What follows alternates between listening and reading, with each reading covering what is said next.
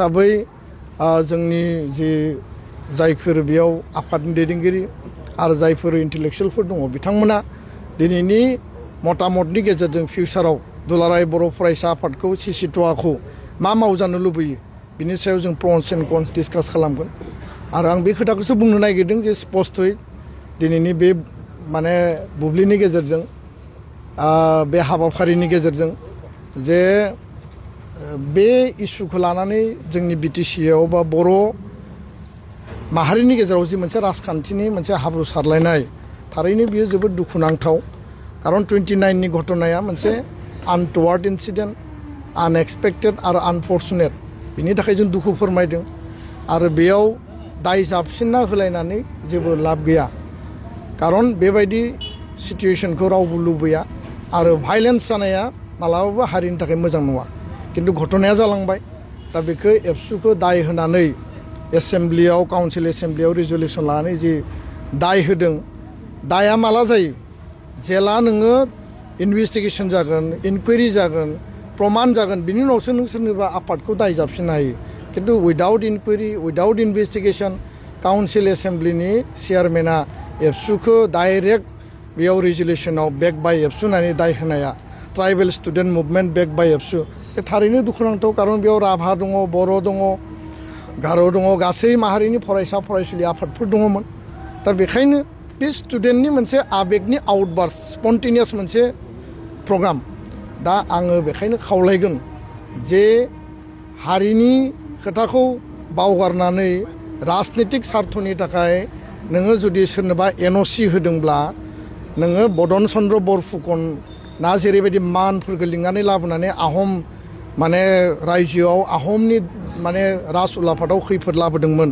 बे एखे खामानि दा बेखायनो बेफोर खोथाफोरखौ बुंनानै लाब गैया राजनितिक सार्थनि थाखाय नोंथाङा जिखि मावा मानो बे खोथाखौसो स्पष्ट बुंनांगौ जे एनअसिखौ 2016 जे हरदोंमोन बे एनअसिआव जे नोंथांमोना बुंबाय थादों जे सरकार आरो हानजाया मालाबाबो आथिखालनि ट्राइबेलखौ खति खालामनानै माने एनअसि हराखै होननानै किन्तु जि एनअसिआव ट्राइबेल एफेयार्सनो हरदों जि एनअसिखौ हम डिपार्टमेन्टनि डाइरेक्टरनो हरदों बेयाव रोखायै लिरनाय दङ डाइरेक्ट बेयाव उइदाउट एडभार्सलि एफेक्टिं दा एक्जिस्टिं ट्राइबेल्स नाय खोथायानो लिरनाय गैया थोंजोङै एसटि होनांगौ होननायसो लिरनाय दङ दा बेखौ मानो मिसा खोथा बुंनानै थगायबाय थादों आरो दाबो बुंगासिनो दङ जे जों एनअसि हरबावगोन आरो बेयाव जोङो सरकारखौ गिबि मन्थ्रिखौ जोङो नारसिनथाबनानै लक्ष्मन रेखा मोनसे बोबाय जे उइदाउट माने consultation of the stakeholder of BTC बा आसामनि बेलायावबो जाहाथे कुनु डिसिसन लाया आरो बे खोथायानो बे रिकमेन्डेसनाव लिरनाय दङ दा बिथाङा बुंबाय थादों जे आरो नांबावगौबा एनअसि हरगोन बिथाङा हरथों जोंहा बुंनो गोनां गैया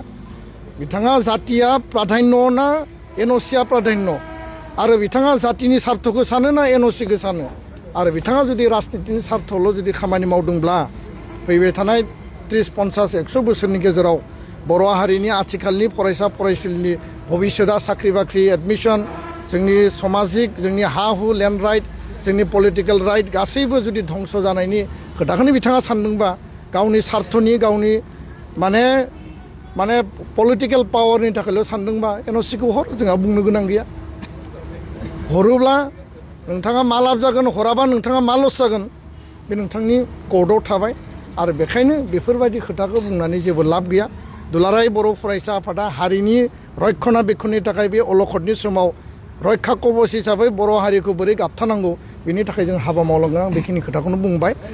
गोजोन्थों।